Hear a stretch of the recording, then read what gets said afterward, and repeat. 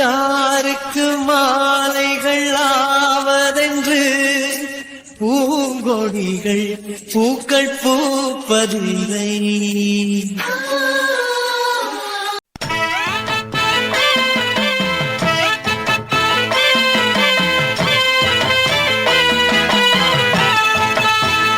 ஏன்டா நம்ம இப்போ அசம்பிள் ஆகியிருக்கோம்? உக்காந்துருக்காளே முட்டைக்கண்ணி, அவளை கேட்டாதான் தெரியும். அவ தான் எல்லாரையும் அசம்பிள் பண்ணா. ஏய் முட்டைக்கண்ணி, அவன் சொல்ற மாதிரி எல்லாரையும் அசம்பிள் பண்ணிட்டு இப்போ எதுக்கிட்டு நீ அவனை சைட் அடிச்சுக்கிட்டு இருக்க? பாக்குற பார்வையெல்லாம் பாத்துருவேன். திரும்ப அவன் சைட் அடிச்சான் அப்படின்னா அவன் தான் சைட் அடிக்கிறான், என் மேல தப்பு கிடையாது அப்படின்னு அவனையும் நம்ப வச்சு எங்களையும் நம்ப வைப்ப. ஆனா பண்ற வேலை பூரா நீ தான். அப்படி சொல்லுடி கவி. நெருப்பு இல்லாம புகையாது, ஊசி இடம் குடிக்காம நூல் உள்ள போகாது. அதே கதை தான். இவ எல்லா பார்வையும் பாத்துருவா, காதலை வர வச்சிருவா. திரும்ப நம்ம காதல் வந்துருச்சுன்னு சொல்ல போனா உன்னைய வேண்டா காதலுக்கு இதெல்லாம் தூக்கிட்டு வர சொன்னா, நான் சும்மா கண்ணை உருட்டி உருட்டி மட்டும் தான் பார்த்தேன், காதல் பார்வைலாம் பார்க்கலன்னு உண்மையா நம்ப வச்சிருறாடி என்ன. ஓவரா வாய் பேசாத, மூஞ்ச பத்தியா நல்லா. ஹிஹிஹி. ஆமாம் பவி, நாங்கெல்லாம் யாரும் உனக்கு சப்போர்ட் பண்ண மாட்டோன்னு எங்க யாரையுமே நம்பாம தனியா முடிவெடுக்கிறேன். கல்யாணம் வரைக்கும் போயிட்டியாமே, வந்த உடனே கேட்கணும்னு நினைச்சேன். சரி கேட்டு கஷ்டப்படுத்திட போடணும்னு யோசிச்சா, நீ பண்றதெல்லாம் அப்படித்தானே இருக்கு. ஆமா இவனுக்கு என்ன குறைச்ச? பேசாம இவனையே லவ் பண்ணி தொலைக்கலாம். அதை விட்டுட்டு உன் வாழ்க்கையை தேவையில்லாம நாசம் பண்ண பாத்தியடி. மிஸ்டர் தனுஷ், காதல்ன்றது தானா அப்படியே பொங்கிட்டு வரணும். அதை விட்டுட்டு அடுத்தவங்க ரெக்கமெண்டேஷன்ல வரக்கூடாது, புரியுதா? இந்த முட்டைக்கண்ணிக்கு என் மேல காதல் எப்போ வந்துருச்சு, அதை ஒத்துக்க தான் மாட்றா. ஆனா என்னைக்குமே சப்போர்ட் பண்ணாத நீ இன்னைக்கு எனக்கு சப்போர்ட் பண்ண பாத்தியா? நண்பேண்டா. ஆமாண்டா, தேவையில்லாம அவங்க சித்தி சொல்றாங்க அப்படின்றதுக்காக இந்நேரம் அவன் கல்யாணம் பண்ணியிருந்தான், தாலி கட்டியிருந்தான் அப்படின்னா என்னடா ஆகிருக்கும் இவ லைஃப்? தேவையில்லாம ஸ்பாயில் ஆயிருக்கும்ல. முட்டாள்தனமா முடிவு எடுத்துட்டு இப்ப பாரு மத்த வியாக்கியானம் எல்லாம் பேசுவா. ஆமாண்டி பவி, இனிமேல்லாம் அப்படி பண்ணாதானே. எதுவாக இருந்தாலும் எங்ககிட்ட ஷேர் பண்ணு, எங்களால் முடிஞ்ச ஹெல்ப்பை பண்ணுறோம். இனிமேல் கண்டிப்பாக உங்கள் யாருக்கிட்டையும் எதுவும் ஷேர் பண்ணாமல் இருக்க மாட்டேன்டி. மனசுக்குள்ளே வச்சிருந்து தேவையில்லாமல் நான் ஸ்ட்ரெஸ் ஆனது தான் மிச்சம். கடைசி டைமில் இவனை வேற கஷ்டப்படுத்திட்டேன். எங்ககிட்ட எல்லா பிரச்சனையும் இனிமேல் ஷேர் பண்ணால் சரிதான். ஆனால் நீ அடுத்து ஒரு வார்த்தை சொன்ன பத்தியா, அவனை கஷ்டப்படுத்திட்டேன் அப்படின்னு சொல்லிட்டு. உனக்காக கஷ்டப்பட்டதை அவர் ரொம்ப பெருமையாக நினைக்கிறாராம். இந்த பிறப்போட பாக்கியமே அவர் அடைஞ்சிட்டு தான் நினைக்கிறாராம். அப்படி தான் சொல்லிட்டு தெரியுது அந்த நாய். ஆனால் நீ என்னமோ ஃபீல் பண்ணிக்கிட்டு இருக்க அவனுக்கு ஒரு நாள் அடிபட்டுருச்சுன்னு. ஆமா மச்சான், கையை அவ்வளவு வேகமா வாடா குத்துன? அவ்வளவு லவா பவி மேல உனக்கு? நான் ஏதோ லேசா தான் குத்துனேன். அந்த டைம்ல எமோஷனலை கிரியேட் பண்ணலான்னு சொல்லிட்டு, அப்பதான் அவளுக்கு என்னோட லவ் புரியுன்றதுக்காக லைட்டா தான் மச்சான் குத்த போனேன். அந்த இடத்துல ஏதோ இருந்திருக்கு போல, அது கையில பட்டு அப்படியே பிளட் வந்துருச்சு. எமோஷனலை கிரியேட் பண்ணியா? அப்போ என் மேல இருந்த லவ்ல குத்தலையா? ஏய், உடனே நீ ஒரு முட்டைக்கண்ணை உருட்டாதானே லவ் பிளஸ் எமோஷனல். அந்த இடத்துல அந்த சீன்லாம் பண்ணாதான் மாசா இருக்கும் அப்படின்றதுக்காக பண்ணேன். ஆனா என் கை ரொம்ப தான் டேமேஜ் ஆயிடுச்சு தெரியுமா? பைத்தியம். இங்க பாரு பவி, அவன் என்னதான் காமெடியா பேசினாலும் உன் மேல வச்சிருக்கிற லவ் உண்மையானது. அது அவனை காயப்படுத்திக்கிட்டதுல இருந்தே தெரியுது. அவனோட கேரக்டர் எப்பயுமே ஜாலியா பேசுறது, அதனால அவன் அப்படி லவ் எக்ஸ்போஸ் பண்றான். அதை விட்டுட்டு எமோஷனலா பேசினா அவனுக்கு செட் ஆகாது, உங்க லவ்வுக்கு செட் ஆகாது. உங்க லவ்வோட பிளஸ் நீங்க ரெண்டு பேரும் இப்படி இருக்கிறது தான். ஆனா ஒத்துக்கிட்டு சீக்கிரமா அவனுக்கு ஓகே சொல்லு. டேய் தனுஷ், வாயை மூடிக்கிட்டு இருன்னு பெருசா ரெக்கமெண்டேஷன் பண்ண வந்துட்டான். அடிப்பொடி பைத்தியக்காரி, அவன் லவ் உனக்கு இப்போதைக்கு புரிய போறதில்ல, அவனும் உன்னை விட போறதில்ல. ஏன் பவி, ஒருவேளை கவிதைலாம் சொல்லி காதல் வசனம்லாம் பேசினா உனக்கு என் மேல லவ் வருமோ? ஏன் மச்சான், நீ வேணா கவிதை சொல்லி பாருடா. சொல்லிடுவேன், ஆனா என் டெஸ்ட்டுக்கு கொஞ்சம் மொக்கையா இருக்கும், அதான் பாக்குறேன். எது வந்தாலும் பரவாயில்ல, எடுத்து விட்றா ஒரு டைலாக. ஸ்டார்ட் பண்ணலாமா? பண்ணு மச்சான், நான் 1 2 3 சொல்றேன்னு. Ready start. 1 2 3. புல்லடிச்சும் போதை இல்லை, புல்லர் பீர் அடிச்சும் கிக்கு இல்லை, கல்லு குடிச்சும் தூக்கம் இல்லை, கண்ண மூடுனா கனவுல நீ தானே. ஏண்டா அவளுக்கு உன் மேல பாசம் வரணும்னு டைலாக் பேச சொன்னா பைத்திய கர்நாட்டன் டைலாக் பேசிட்டு இருக்கான். இது பருத்தி வீரன் டைலாக் தானே? அவ சொல்ற மாதிரி சரியான பைத்தியம் தான்டா நீ. பைத்தியம் தான், ஒன்னும் சொல்றதுக்கு கிடையாது. உனக்கு என்ன பருத்தி வீரன் கார்த்திக்னு நினைப்பா? டைலாக சொன்னோடனே சாஞ்சிக்கலாம்ல அப்படின்னு சொன்ன உடனே பிரியாமணி போய் உடனே கார்த்தி மேல சாஞ்சிருவாங்க. அப்படி இவ வந்து உடனே சாஞ்சிருவான்னு நினைக்கிறியா? எங்க ஷர்ட்டை கைட்டு பச்சை ஏதாவது குத்தி வச்சிருக்கியா நப்பா வித்ரான்னு? ஐயோ வலிக்கும்.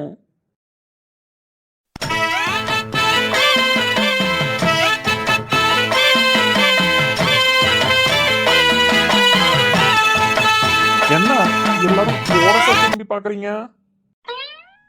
ஏன்டா காதல் டைலாக் பேசுறதுனடா சொன்னோம், அதுக்கு ஏன்டா இவ்ளோ கன்றாவியா பேசிக்கிட்டு இருக்க? மச்சான், அவ லவ் பண்ண மாட்டேன்னு சொல்றதுல தப்பே கிடையாதுன்னா இதே மாதிரியே பேசிக்கிட்டு தீரி ஸ்ட்ரைட்டா 60 கல்யாணம் தான். அப்ப எங்க பாப்பால எப்ப பிறக்கும்?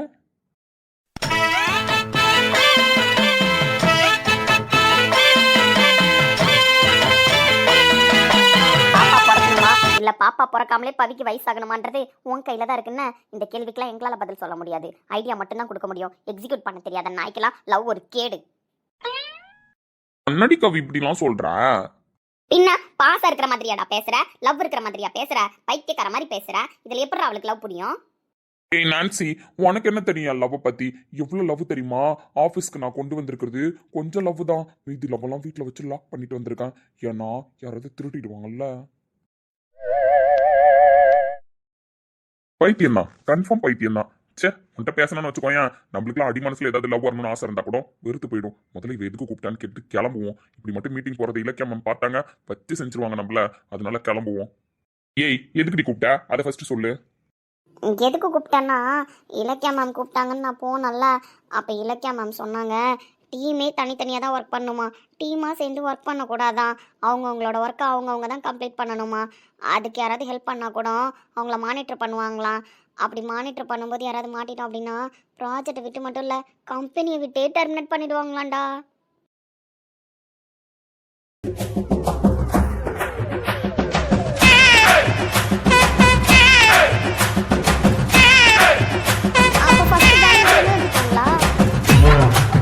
டேய் கார்த்தி, உனக்கிட்ட தான்டா நாங்க ஒர்க் பண்ணிக்கிட்டு இருக்கோம்.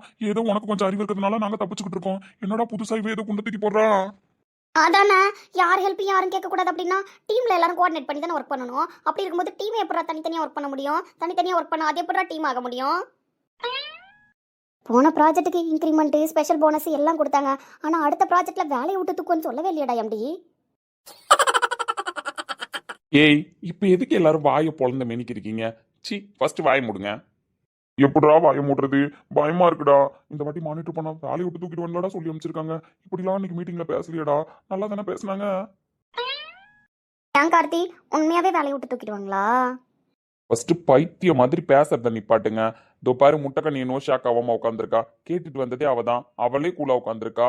அவ கேட்டுட்டு வந்ததை நீங்க கேட்டுட்டு ஏன் இவ்வளவு ஷாக் ஆகுறீங்கன்னு தான் புரியல. முட்டைக்கண்ணி எந்த தைரியத்துல உட்காந்துருக்கான்னு கேளுங்க. அதானே. ஏய், இந்நேரம் நீ அழுதுருப்பியே, அழுவாம தைரியமா உட்காந்துருக்கா. எதுக்கு அழுவணும்? ஃபஸ்ட்டு எதுக்கு அழுவணும்னு கேட்குறேன். இதுக்கப்புறம் நான் அழுவ மாட்டேன், தைரியமாக தான் இருப்பேன். லாஸ்ட் ப்ராஜெக்ட் பண்ணும்போது நந்தினி மேம் நம்மளுக்கு நிறைய ஹெல்ப் பண்ணாங்க, நிறைய டிப்ஸ் கொடுத்தாங்க. நம்மளுக்கு மேஜராக இருக்கிற டவுட்டை டிஎல் கிட்ட கேட்போம் தான். அப்படி கூட கேட்காம ப்ராஜெக்ட் பண்ண போகிறது கிடையாது. நம்ம டீமுக்குள்ளே டிஸ்கஷன் இருக்கக்கூடாது, யாரையும் யாருக்கும் ஹெல்ப் பண்ணக்கூடாதுன்னு தான் சொல்லியிருக்காங்க. ஏன், நம்மளால் ஒர்க் பண்ண முடியும், எனக்கு அந்த கான்ஃபிடென்ட் இருக்குது. இப்போ நம்மளால முடியுங்கிறியா? நம்மளால பண்ண முடியும்டா. நந்தினி மேம் கரெக்டாக நம்மளுக்கு கோஆர்டினேட் பண்ணுறாங்க. இதுக்கு முன்னாடி இருந்த பாபு சார் மாதிரியோ மீரா மேம் மாதிரியோ ஹெல்ப் பண்ண மாட்டேன்னு சொல்லலை. ப்ராஜெக்ட் அனுப்பிட்டு என்ன பண்ணணும் பண்ணக்கூடாதுன்றதை கிளியராக எக்ஸ்பிளைன் பண்ணிடுறாங்க. இப்படி ஒரு டிஎல் இருக்கும்போது அவங்களுக்கு கீழே ஒர்க் பண்ணுறதுக்கு நம்ம ஏன்டா பயப்படணும்? இதே மீரா மேமும் இல்லை பாபு சாரும் இருக்கும்போது சொல்லியிருந்தா கூட பயப்படலாம், நம்மளுக்கு கிளாரிஃபிகேஷன் கிடைக்காதுன்னு. ஆனால் நந்தினி மேம் ஹெட்டாக இருக்கிற பட்சத்தில் நம்ம பயப்பட தேவையில்ல, நம்மளால முடியும்டா. லாஸ்ட் ப்ராஜெக்ட் பண்ணது எப்படின்னு நம்மளுக்கு மைண்டில் இருக்குல்ல. ஸோ அதனால் இந்த ப்ராஜெக்டை நம்ம இன்னும் சூப்பராகவே பண்ணலாம். அந்த தைரியம் எனக்கு இருக்குது, நீங்களும் அதே தைரியத்தோட இருங்க. எல்லா டைமுமே கார்த்தியை டிபெண்ட் பண்ணியோ இல்லை வேறு யாரையாவது ஒருத்தவங்களை டிபெண்ட் பண்ணியோ நம்மளால் ட்ராவல் பண்ண முடியாதுல்ல. இதுதான் நம்மளோட ஜாப்னு ஆயிடுச்சு. இதை விட பெஸ்ட்டு கம்பெனி எங்கே போய் தேட போகிற? பிரகாஷ் குரூப் ஆஃப் கம்பெனியில் ஒர்க் பண்ணுறதுக்கு நம்ம கொடுத்து வச்சுருக்கணும். ஸோ இதை விட பெஸ்ட்டு ஜாப் நம்மளால் தேட முடியாது, புரியுதா தனுஷ்? ஸோ அதனால் இப்படி ஒரு கம்பெனியில் ஒர்க் பண்ணுறதுக்காகவும் இப்படி ஒரு ப்ராஜெக்டில் ஒர்க் பண்ணுறதுக்காகவும் நம்ம சந்தோஷப்பட்டுட்டு நம்மளோட டேலண்ட்டை வெளியில் கொண்டு வரலாம். இதை விட பெஸ்ட்டு கம்பெனியும் நம்மளுக்கு கிடைக்காது, பெஸ்ட்டு ப்ராஜெக்டும் நம்மளுக்கு அமையாது. சொல்கிறது கரெக்டு தாண்டி. இவ்வளோ பெரிய கம்பெனியில் நம்மளுக்குலாம் ஜாப் கிடைச்சது பெரிய விஷயந்தான். ஸோ அப்படி இருக்கிற பட்சத்தில் நம்ம ஒர்க் பண்ண ஃபஸ்ட்டு ப்ராஜெக்டே சூப்பராக அமைஞ்சிருச்சு. ஸோ அப்போ யாரும் கைட் கிடையாது. ஸோ இப்போ நம்மளுக்கு நந்தினி மேம் கைட் கிடச்சிருக்காங்க. அதனால் நம்ம கண்டிப்பாக பெஸ்ட்டாக பண்ணுவோம். அவ்வளோதான் கவிதா, இந்த தைரியம் இருந்தால் கண்டிப்பாக இந்த ப்ராஜெக்டை நம்ம சக்ஸஸாக பண்ணிடலாம், யார் ஹெல்ப் இல்லாமல். எப்படிடி இவ்வளோ தைரியமாக பேச கற்றுக்கிட்டேன்? எல்லாருக்குமே ஒரு ஒரு சுச்சுவேஷன் ஒரு ஒரு லெசனை கற்றுக் கொடுக்கும். அப்படி தான் லாஸ்ட்டாக என் லைஃப்பில் நடந்த சுச்சுவேஷன். எனக்கு தைரியம் இல்லாமலும் பிரச்சனையை ஃபேஸ் பண்ண தெரியாமலும் இருந்ததுனால தான் என் லைஃபே என் கையை விட்டு போக பார்த்தது. அதுலேருந்து என்னை ரெக்கவர் பண்ணி இந்த அளவுக்கு என்னை பேச வச்சது கார்த்தி தான். So thanks for everything.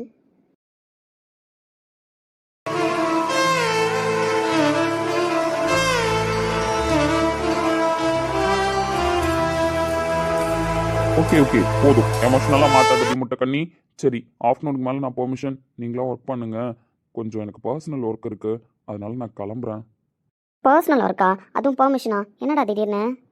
தான் பர்சனல் ஒர்க்குன்னு சொல்கிறேனே. ஸோ ஆஃப்டர்நூனுக்கு மேலே இருக்க மாட்டேன். லஞ்ச் எப்படி சாப்பிடுவேன்? அதெல்லாம் பார்த்துக்கலாம், ஒன்றும் பிரச்சனை இல்லை. நீங்கள் எல்லாரும் ஒர்க் பண்ணுங்க, மார்னிங் வந்து பார்க்குறேண்ணா. சாப்பிட்டு போகலாம் இருடா. அதெல்லாம் வேணாம்டா, நான் பார்த்துக்கிறேன். சரி, ஓகே, பாய். சரிடா, பஸ் ஸ்டாப் வரைக்கும் ட்ராப் பண்ணவா? வேணாண்டா, நான் பார்த்துக்கிறேன். நீங்கள் கிளம்புங்க. ரொம்ப நேரமாக பேசிக்கிட்டு இருக்கோம், நோட் பண்ணியிருப்பாங்க. ஸோ அதனால் நீங்கள் போயிட்டு ஒர்க் பாருங்கள். சரிடா. எப்படி சாப்பிடுவேன்? ஏன் 3 வேளையும் வந்து நீயா எனக்கு ஊட்டி விட்டுற? நானே தானே சாப்பிட்டுட்டு இருக்கேன். ஆஃபீஸில் இருக்கும்போது என்னன்னு கேட்குற, வீட்டுக்கு போயிட்டா என்ன யார் பார்த்துப்பா? நான் தானே பார்த்துக்கணும். ஸோ அதனால் பிரச்சனை கிடையாது, நான் பார்த்துக்கிறேன். கார்த்திக், ம், சொல்லு. ஏன் மென்னு முழுங்குற இப்போ? ஒன்றும் இல்லை, பார்த்து பத்திரமா போயிட்டு வா. ம், அதெல்லாம் ஒன்றும் பிரச்சனை இல்லை. ஒரு சின்ன விஷயமா தான் வெளியில் போகிறேன். நாளைக்கு வந்துடுவேன், ஆஃபீஸில் பார்க்கலாம். ம். இதுவரை மண்ணில் பிறந்த பெண்ணில் நீதான் அழகியடி. இத்தனை அழகும் மொத்தம் சேர்ந்து என்னை வதைப்பது கொடுமையடி. அன்பே அன்பே கொல்லாதே, கண்ணே கண்ணை கில்லாதே. பெண்ணே புன்னகையில் இதயத்தில் வெடிக்காதே. ஐயோ உன்னை செய்வில் உயிரை குடிக்காதே. அதான் மேம், நான் ப்ராஜெக்ட் ரிலேட்டடாக பிரகாஷ் சார் கிட்ட கால் பண்ணி பேசும்போது அப்போ சொன்னாங்க, இந்த மாதிரி இலக்கியா மேம் இதுக்கப்புறம் ஹெட் கிடையாது, எனக்கு டேரெக்டாக இந்த ப்ராஜெக்டை எம்டியே பார்க்க போகிறாரு. ஸோ இதுக்கப்புறம் அத்தாரிட்டி சைன் எல்லாமே நீங்கள் ரோஹித் சார் கிட்ட தான் வாங்குற மாதிரி இருக்கும். அதனால் ரோஹித் சார் கிட்ட வாங்கிடுங்க அப்படின்னு சொன்னாங்க. பட் இன்றைக்கி தான் ரோஹித் சார் ஆஃபீஸ் வரலையே, சஞ்சய் சாரும் வரல. மார்னிங்லேருந்து கால் பண்ணேன். சஞ்சய் சார் ஏதோ சாருக்கும் ஃபீவரு, சஞ்சய் சாருக்கும் ஃபீவரா, ஸோ அதனால் வரல அப்படின்னு இன்ஃபார்ம் பண்ணார். இப்போ சைன் வாங்கணுன்னா எப்படி வாங்குவீங்க? மேம், பட் சார்கிட்ட சைன் வாங்கி தானே ஆகணும். அதான் யோசிக்கிறேன் மேம், என்ன பண்ணலான்னு. உங்கள்கிட்ட பெர்மிஷன் சொல்லிவிட்டு காத்தண்ணனை வேணா அனுப்பலான்னு. என்ன நந்தினி, ஆர் யூ ஜோக்கிங்? ஒரு டீம் ஹெட் மாதிரி பேசுகிறீங்களா? எவ்வளோ இம்பார்ட்டண்டான ஃபைலு, எவ்வளோ இம்பார்ட்டண்டான ப்ராஜெக்ட்டு, சைன் வாங்குறதுக்கு என்னவோ காத்தண்ணனை அனுப்புகிறேன்றீங்க. உங்களுக்கு அவ்வளோ ஈஸியாக போயிடுச்சா? இல்லை மேம், பெண்டிங் ஒர்க் இருக்குது, ஸோ அதை கம்ப்ளீட் பண்ணணும். அதனால தான் சார் கெஸ்ட் ஹவுஸில் தான் இருக்காங்களா, பிரகாஷ் சார் சொன்னாங்க. ஸோ காத்தண்ணன் போயிட்டு ஜஸ்ட் ஒரு சைன் தானே மேம், வாங்கிட்டு வந்துடுவாங்கல்ல. Nandhini please stop. Are you joking? No ma'am. Nandhini, ப்ராஜெக்டில் இருக்கிற டீட்டெயில்ஸ் எதுவுமே ஷேர் ஆகக்கூடாது. ஸோ அப்படி இருக்கிற பட்சத்தில் காத்தண்ணா ஒரு நார்மல் ஸ்டாஃப், அவர்கிட்ட கொடுத்து அனுப்பக்கூடாது. ஸோ டீயெல்லாம் நீங்கள் தான் போய் சைன் வாங்கணும். ஏன்னா ப்ராஜெக்ட் டீட்டெயில்ஸ் வேறு யாருக்காவது ஷேர் ஆக சான்சஸ் இருந்துருச்சு அப்படின்னா சாரு கண்டிப்பாக டென்ஷன் ஆகிடுவார். அதனால் நீங்களே போயிட்டு சைன் வாங்கிடுங்க. மேம், ஒரு விஷயம் என்கிட்ட சொன்னீங்க. ஸோ அந்த விஷயம் இப்படி தான் பண்ணணும் அப்படின்னு சொல்லி ஆஸ் எ மேனேஜராக நான் உங்ககிட்ட ஷேர் பண்ணிட்டேன். இதுக்கப்புறம் என்ன பண்ணணுங்கிறத நீங்கள் தான் டிசிஷன் எடுக்கணும். கம்பெனியோட டேர்னிங் ப்ராஜெக்ட்க்கு அப்புறம் இது பெரிய ப்ராஜெக்ட் நந்தினி. அப்படி இருக்கிற பட்சத்தில் நீங்கள் ப்ராஜெக்டை ஈஸியாக சைன் வாங்குறதுக்கு ஒருத்தவங்கள்ட்ட ஃபைல் கொடுத்து அனுப்புகிறேன்னு சொல்கிறதுலாம் ரொம்ப வினோதமாகவும் இருக்குது, வித்தியாசமாகவும் இருக்குது. எவ்வளோ சின்சியர் ஒர்க்கர் நீங்கள். ஸோ எல்லாத்தையும் பார்த்து பார்த்து பண்ணுவீங்க. அப்படி இருக்கும்போது இந்த ஃபைலை மட்டும் காத்தண்ணங்கிட்ட கொடுத்து அனுப்புகிறேன்னு சொல்கிறது நல்லாவா இருக்குது? சாரி மேம், நானே சைன் வாங்க கிளம்புறேன். Okay Nandhini, carry on. அப்புறம் மேம், தேங்க்ஸ். எதுக்கு தேங்க்ஸ்லாம்? இல்லை ma'am, last meeting Ilakkiya ma'am பேசுனதுக்கப்புறம் நீங்கள் வேறு மாதிரி இருப்பீங்கன்னு நினச்சேன். ஆனால் நீங்கள் இப்போ பேசுகிறதெல்லாம் பார்த்தா ரொம்ப சந்தோஷமாக இருக்குது மேம். அவங்க சொன்ன எதையுமே நீங்கள் மைண்டில் வச்சுக்கல. ஏன் அவங்க சொன்னதுக்கப்புறம் நீங்கள் எனக்கு இப்போ சப்போர்ட்டாக இருக்கிற மாதிரி தான் தோணுது. ஏன்னா நான் இப்போ சொன்னது எவ்வளோ பெரிய மிஸ்டேக்னு எனக்கும் தெரியும், உங்களுக்கும் தெரியும். அப்படி இருக்கிற பட்சத்தில் இப்படி பண்ணக்கூடாது. ஸோ ப்ராஜெக்ட் இதனால் ப்ராப்ளம் ஆகுன்னு சொல்லிட்டு எனக்கு எக்ஸ்பிளைன் பண்ணுறீங்க. அப்போ என் மேலே பர்சனலாக எதுவும் கோவம் இல்லையா மேம்? இல்லை நந்தினி, என் மேலே தான் மிஸ்டேக். நான் ஒரு சில பேர் சொல்லுவாங்க, அதில் இருக்கிற பாசிட்டிவ் திங்கிங் மட்டும்தான் எடுத்துப்பேன், நெகட்டிவ் எடுத்துக்க மாட்டேன். இலக்கியா மேம் சொன்னதில் எனக்கு ஒரு விஷயம் புரிஞ்சுது. ஸோ என்னை இந்த கம்பெனிக்கு மேனேஜராக செலக்ட் பண்ணுறதுக்கு முன்னாடி ரோஹித் சார் ஆகட்டும், பிரகாஷ் சார் ஆகட்டும், இலக்கியா மேம் ஆகட்டும் அவ்வளோ யோசிச்சாங்க. ஒரு லேடி நம்ம மேனேஜராக கொண்டு வரமேன்னு சொல்லிட்டு அவங்க யோசித்து எடுத்த முடிவு தான் நான் மேனேஜர் ஆனது. அப்படி இருக்கிற பட்சத்தில் ஒரு மேனேஜர் போஸ்டிங்கை நான் எந்த அளவு கரெக்டாக யூஸ் பண்ணியிருந்துருக்கணுமோ அப்படி தான் இருந்திருக்கணும். அதை விட்டுட்டு ஒரு மேனேஜராக இருந்துட்டு ஒரு டிஎல் கிட்ட போட்டி போட்டது தப்பு தானே? நீங்கள் உங்களோட ஒர்க்கை பெஸ்ட்டாக பண்ணீங்க, அதே தான் நானும் சொல்கிறேன். என்னோடய ஒர்க்கை நான் பெஸ்ட்டாக பண்ணால் இவ்வளோ ப்ராப்ளம் இல்லைல்ல. ஸோ இதுக்கப்புறம் நான் பார்த்துக்கிறேன். இலக்கியா மேம் சொன்னதில் ஒரே ஒரு விஷயத்தை தான் நந்தினி நான் ரிமைண்ட் பண்ணிக்கிட்டேன். இந்த கம்பெனியோட மேனேஜர் நான். ஸோ அதுக்கான ஒர்க்கை நான் பார்க்கணும். அதை விட்டுட்டு சின்ன பிள்ளைத்தனமாக உங்ககிட்ட இறங்கி போட்டி போடுறது தப்பு. இந்த பொசிஷனுக்கான மரியாதையை நான் காப்பாற்றிக்கணும்னு நினைக்கிறேன். ஓப்பனாக சொல்லணும்னா இதுதான் உண்மை. சஞ்சய்ஜி அப்பப்போ என்கிட்ட சொல்லுவார், ஒரு வெல்விஷராக ஃப்ரெண்டாக எனக்கு நிறைய ஹெல்ப் பண்ணியிருக்காரு. அப்படி இருக்கும்போது அவர் சொன்னதை கூட நான் மைண்ட் பண்ணிக்காம தேவையில்லாமல் உங்கள் கூட போட்டி போட்டுட்டேன். ஸோ இதுக்கப்புறம் இப்படி வேணாம். இலக்கியா மேம் சொன்னதை நான் வேறு விதமாகவே எடுத்துக்கிறேன். நீங்கள் உங்களோட பெஸ்ட்டை பண்ணுங்கள், நான் என்னோட பெஸ்ட்டை பண்ணுறேன். பிரகாஷ் குரூப் ஆஃப் கம்பெனி பெரிய கடல் நந்தினி. அதில் நீச்சல் அடித்து தான் நான் மேனேஜர் ஆகிருக்கேன். ஸோ அப்படி இருக்கிற பட்சத்தில் நான் மேனேஜராக என்னோட ஒர்க்கை கரெக்டாக பண்ணுறேன். நீங்கள் டிஎல்லாக உங்களோட ஒர்க்கை கரெக்டாக பண்ணுங்கள். இதில் இலக்கியா மேம் சொல்கிறத எதை நான் எடுத்துக்கணுமோ அதை மட்டும் எடுத்துக்கிறேன், மைண்டுக்கு கொண்டு போகிறேன். ஸோ நீங்கள் கிளம்புங்க, நான் இலக்கியா மேம் கிட்ட சொல்லிடுறேன்.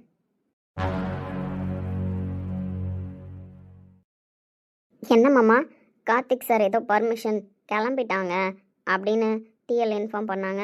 இந்த ரூமுக்கு பேக் டோர் வழியாக வந்து உட்காந்துருக்கேன். பசிக்குது, சாப்பிட்லான்னு வந்தேன். என்ன காமெடி பண்ணுறியா? நான் ஏன் காமெடி பண்ண போகிறேன்? நான் பசிக்குதுன்னு சொல்கிறேன், சாப்பிட வந்திருக்கேன்னு சொல்கிறேன். நான் சொல்கிறது உன் காதில் விழுந்துச்சா விழலையா? காமெடி பண்ணுற மாதிரியே தோணுது. எதுக்கு மாமா இவ்வளோ கஷ்டப்படுற? ரோஹித் மாமாவை நம்மளாம் பக்கத்தில் இருந்தோம் விட்டுருவோமா என்ன? இப்படி மறைஞ்சிருக்கணுன்ற அவசியம் இருக்கா?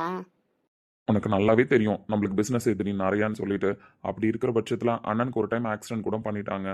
ஸோ நம்ம தான் இதுக்கப்புறம் பார்த்துருக்கணும். இன்னும் கொஞ்ச நாள் பார்த்துக்கலாம்.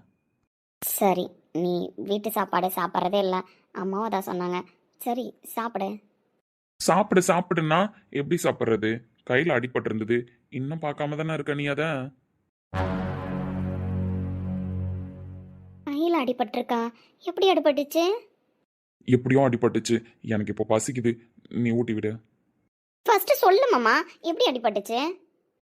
ஏய், தெரியாமல் அடிபட்டுருச்சு வீட்டில். நீ அதை விடு, எனக்கு பசிக்குது.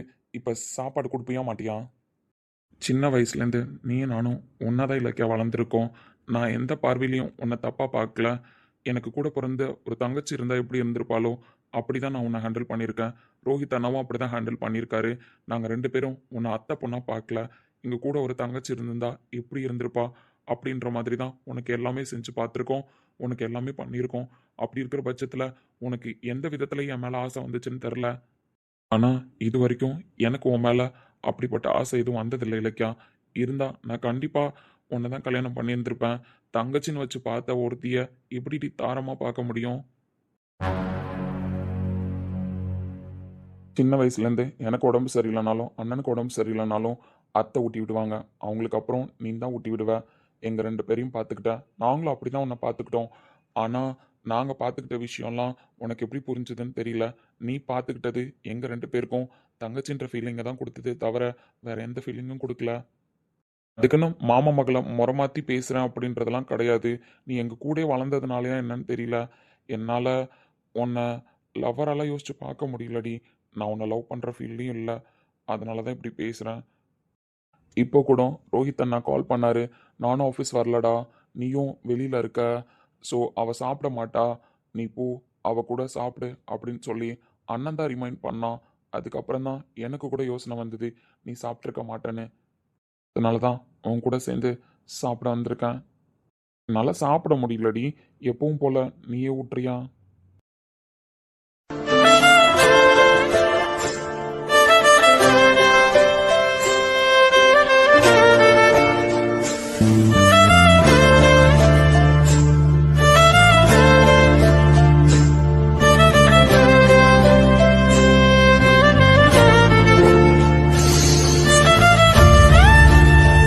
சாப்பாடு போதுமா? போதும், வீட்டு சாப்பாடு சாப்பிட்டு ரொம்ப நாள் ஆச்சு. இன்னைக்கு தான் திருப்தியாக சாப்பிட்ருக்கேன். அப்புறம் மாமா, இப்போ நீ இவ்வளோ நேரம் பேசினல்ல, அதெல்லாம் என் காதுக்குள்ளேயும் போல என் மைண்டுக்குள்ளேயும் போல, புரியுதா? நீ எவ்வளோ பேசினாலும் என்னால் ஏற்றுக்க முடியாது, உன்னை விட்டு கொடுக்கவும் முடியாது. இப்போவும் சொல்கிறேன், எப்போவும் சொல்கிறேன், நான் உன்னை தான் கல்யாணம் பண்ணிப்பேன். நீ சொல்கிற மாதிரிலாம் என்னால் யோசிக்க முடியாது. நான் என்ன யோசிக்கிறேனோ அதை தான் நான் மைண்டில் ஃபிக்ஸ் பண்ணிக்க முடியும். எனக்கு கார்த்தி மாமாவை தான் கல்யாணம் பண்ணிக்கணும், அவ்வளோதான். தட்ஸ் என்னஃப். என்ன உங்கள் அத்தைக்கிட்ட கால் பண்ணி பேசிட்டு வந்தியா? அதான் எங்கள் அம்மாவை சொல்கிறேன், அவங்க ஏதாவது உனக்கு டிப்ஸ் கொடுத்தாங்களா?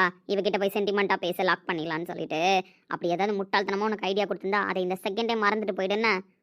என்னால் நீங்கள் சொல்கிற எதையும் கேட்க முடியாது. என் மைண்டில் ஃபிக்ஸ் பண்ண விஷயத்த மாற்றிக்கவும் முடியாது. புரியுதா மாமா? என்னை கல்யாணம் பண்ணிக்கிற ஆப்ஷனை தவிர வேற எந்த ஆப்ஷனும் கிடையாது. பவி நல்லா இருக்கணும்னு நினச்சா என்னை கல்யாணம் பண்ணிக்கோ. தேவையில்லாமல் பவி வாழ்க்கையும் வீணாக்கி உன் வாழ்க்கையும் வீணாக்கிக்காத.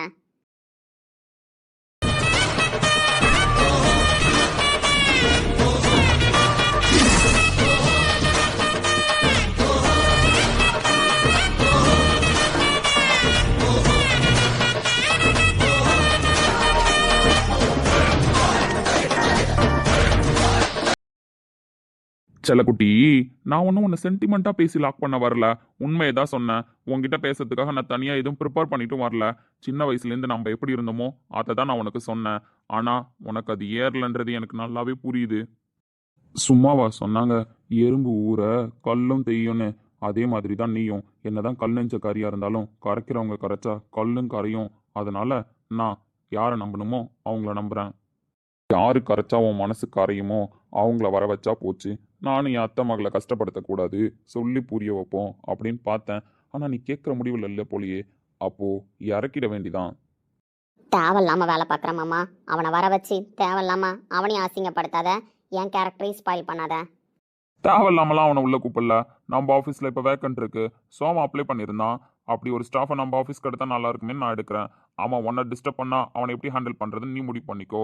மற்றபடி நான் எதுவும் பண்ண முடியாது. நான் சொல்கிறது எதுவும் உன் காதில் ஏறலன்ற பட்சத்தில் அவன் வந்து சொன்னாலாச்சும் ஏறுதான்னு பார்க்கலாம். அவனுக்கெல்லாம் என்ன அறிவு இருக்குன்னு நீ ஃபஸ்ட்டு அப்பாயிண்ட் பண்ணுற எனக்கு புரியல. ஃபஸ்ட்டு அவன் என்ன படிச்சிருக்கான்? உன் ஃப்ரெண்டுன்னு வீட்டுக்கு வருவான், லொடன்னு பேசுவான், என்கிட்ட மொக்க போடுவான், அவ்வளோதான். இது வரைக்கும் அவன் யார், என்ன படிச்சிருக்கான் அப்படின்ற டீட்டெயில் கூட எனக்கு தெரியாது. அப்படி ஒருத்தனை எப்படி அப்பாயிண்ட் பண்ணுற? அறிவு இருக்கு, நான் அப்பாயிண்ட் பண்ணுறேன். என் ஃப்ரெண்டுன்ற குவாலிஃபிகேஷன் இருக்கு, நான் அப்பாயிண்ட் பண்ணுறேன். ஏன் பர்சனலாக நான் யாரையும் அப்பாயிண்ட் பண்ணக்கூடாதா? அந்த ரைட்ஸ் எனக்கு இல்லையா? உங்ககிட்ட பெர்மிஷன் சொல்லணுன்ற அவசியம்லாம் எனக்கு கிடையாது. அவன் ஒர்க்கில் மிஸ்டேக் இருந்தால் நீ என்ன வேணாலும் பண்ணிக்கோ. அவன் ஒர்க்கில் மிஸ்டேக் இருக்காது. நாளைக்கு அவன் ஜாயினிங், நாளைக்கு அவன் வரான். மாமா பை செல்லக்குட்டி.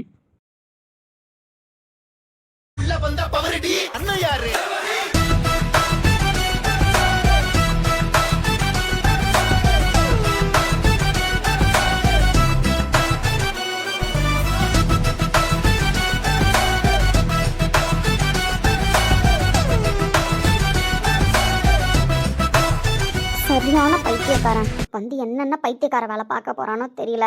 நம்ம தான் அடுத்தவங்கள டார்ச்சர் பண்ணுவோம் அப்படின்னு பார்த்தா நம்மளையும் டார்ச்சர் பண்ணுறதுக்கு ஒருத்தன் இருக்கான்னு இவனை பார்க்கும்போது தான் புரியுது. கடவுளே, இவளை எப்படி சமாளிக்க போறான்னு எனக்கே தெரியல.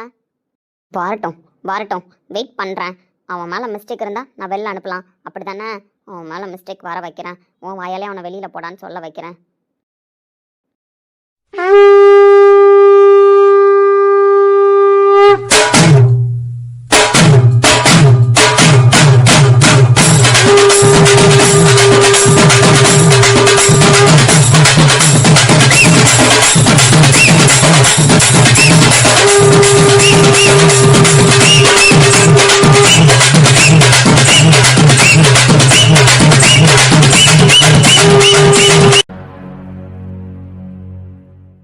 மேம், ரோஹித் சாரை பார்க்கறதுக்கு கெஸ்ட் ஹவுஸ்க்கு தானே போகிறீங்க? ஆமாண்ணா, உங்களுக்கு எப்படி தெரியும்? பிரகாஷ் சார் கால் பண்ணாங்க மேம். உங்களுக்கு கேப் புக் பண்ண சொன்னார். கேப் புக் பண்ணிட்டேன். ஸோ வெளியில் வெயிட் பண்ணுறாங்க டிரைவர். நீங்கள் ஃபைலு, உங்களோட திங்ஸ் எல்லாத்தையும் எடுத்துகிட்டு கிளம்புங்க.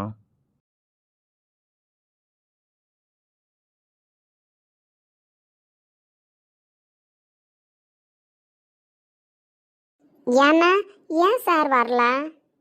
சாருக்கு ஃபீவராம், சஞ்சய் சாருக்கும் ஃபீவராம். அதனால தான் 2 பேரும் ஆஃபீஸ் வரல. அவருக்கு லைட்டாக உடம்புக்கு காய்ச்சல், இல்லை உடம்பு முடியலனாலே அவங்க வீட்டில் இருக்கிறவங்களாம் துடிச்சிருவாங்க, அப்படி பதறுவாங்க. அவங்கள பயமுடுத்த வேணான்னு இந்த மாதிரி உடம்பு சரியில்லை அப்படின்னா கெஸ்ட் ஹவுஸில் போய் தங்கிடுவார். உடம்பு கொஞ்சம் ரெக்கவர் ஆனதுக்கு அப்புறம் தான் வீட்டு பக்கம் போவார். தனியாக என்னென்ன பண்ணுவாங்க 2 பேரும்?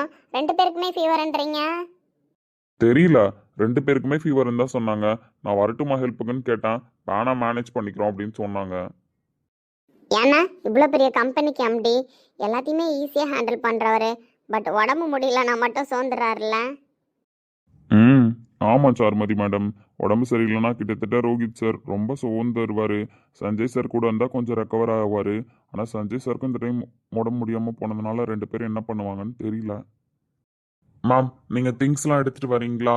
நான் கேப் கிட்ட வெயிட் பண்ணுறேன். உங்களை சேஃபாக கேபில் அனுப்பணும்னு சொன்னாங்க. அதனால நான் உங்களை அனுப்பிட்டு தான் மேம் உள்ளே வரவே முடியும். கொஞ்சம் திங்ஸ்லாம் எடுத்துகிட்டு வரீங்களா? ஓகேண்ணா, நீங்கள் போங்க, நான் இப்போ வந்துடுறேன் ஒரு 5 மினிட்ஸில். Okay ma'am. மேம், ப்ராஜெக்ட் விஷயமா சைன் வாங்க போகிறீங்களா? ஆமாம் சாருமதி மேடம், என்னோட ஹெட்டு சார் தான். ஸோ ப்ராஜெக்டை சாரே டேரெக்டாக பார்க்கறதுனால சார்கிட்ட ஒரு சில சைன்ஸ்லாம் வாங்க வேண்டியதாக இருக்குது. அதனால தான் இப்போ எமர்ஜென்சின்னு போக வேண்டியதாக இருக்குது. அவருக்கு வர உடம்பு சரியில்லைன்றாங்க. நான் போய் டிஸ்டர்ப் பண்ணுற மாதிரி ஆகிடுமான்னு தெரியல. அதெல்லாம் ஒன்றும் இல்லை மேம், சைன் வாங்கியே ஆகணும், எமர்ஜென்சி இல்லை, அதனால தானே போகிறீங்க. மற்றபடி அவரை நம்ம எதுவும் டிஸ்டர்ப் பண்ண போகிறது கிடையாது. சார் உடம்பு என்னதான் முடியலனாலும் ஒர்க் விஷயத்தில் கரெக்டாக இருப்பாங்க மேம். ஆஃபீஸில் இந்த மாதிரி இல்லைனாலுமே கெஸ்ட் ஹவுஸில் உடம்பு முடியலன்னு இருக்காருனாலுமே யாருக்காவது சைன் வாங்கணும். ஸோ எமர்ஜென்சி அப்படின்னா சாரே டேரெக்டாகவும் வந்திருக்காங்க, எம்ப்ளாயாக அங்கே வரவும் சொல்லியிருக்காங்க. ஸோ அவர் பண்ணி முடிக்க வேண்டிய விஷயத்தில் எப்போவுமே பெண்டிங் வைக்க மாட்டார். அதனால நீங்கள் மனசை போட்டு குழப்பிக்காமல் கிளம்புங்க. Okay ma'am.